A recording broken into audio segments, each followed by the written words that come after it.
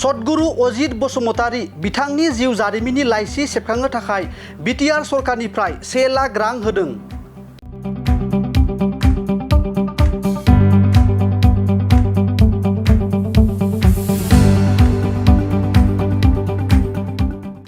नंगौ, सतगुरु अजित बसुमतारीनि सारादुआव बिटिआरनि हाग्रा बिफाननि मावफुं सोद्रोमा रनजित बसुमतारीया सरकारनिफ्राय 1 लाख रां होगोन होनना रादाय होबोदोंमोन। आरो बिथांनि धोरोम शास्त्र धोरोमनि बालिफोरखौ लिरखांनायनि थाखाय जोंनि सरकारनि जानानै जोङो दिनै 1 लाख बिजाब सेबखांनायनि थाखाय जोंनिफ्राय अनसुंथाइ होनाय जादों।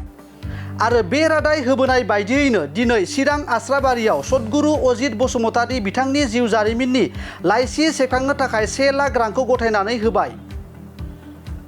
आरो सतगुरु अजित बसुमतारीखौ लानानै जों जेब्लायबो गोग्गाखांनो हागोन। मानोना सतगुरु अजित बसुमतारीया बर' हारिखौ अनसायनाय आरो बर' हारिखौ खौसेथि लाबोनायाव गोबां बिहोमा होलांदोंमोन। बिथांनि बेफोरबायदि हारिखौ खौसे लाबोनो हाबा मावलांनाय आरो हारिखौ अनसायनायनि थाखाय बिथांनि जिउ जारिमिननि लाइसि सेबखांनो थाखाय बिटिआर सरकारा 1 लाख रां अनसुंथाइ होदों।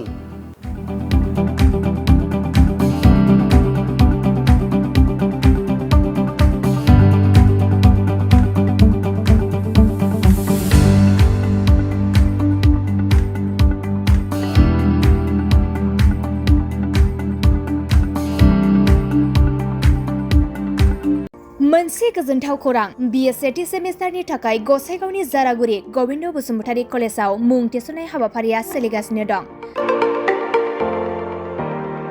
गिबि 100 फरायसाफोरनि थाखाय स्पेशेल अफार आरो गुबुन गुबुन रोखोमनि बेसेन नाङै क्लासनि सुबिदा होनानै मुं थिसननाय हाबाफारिया सोलिगासिनो दं। बे फरायसालियाव फरायसाफोरा गावनि गोसोबायदि आयदाखौ सायख'नानै लानो हागोन। लोगोसे basic computer class, self defence आरो स्पोकेन इंलिश क्लास बायदि सुबिदाफोरखौ बेसेन होआलासे फरायसाफोरा सोलोंथाइखौ लानो हागोन। लोगोसे बे फरायसालिमायाव गासैबो फरायसाफोरनि थाखाय फ्रि बास सार्भिसबो होनाय जादों। लोगोसे गासैबो थाखोनि बिजाबजों बुंफबनाय बिजाब बाख्रिनिबो सुबिदा दं।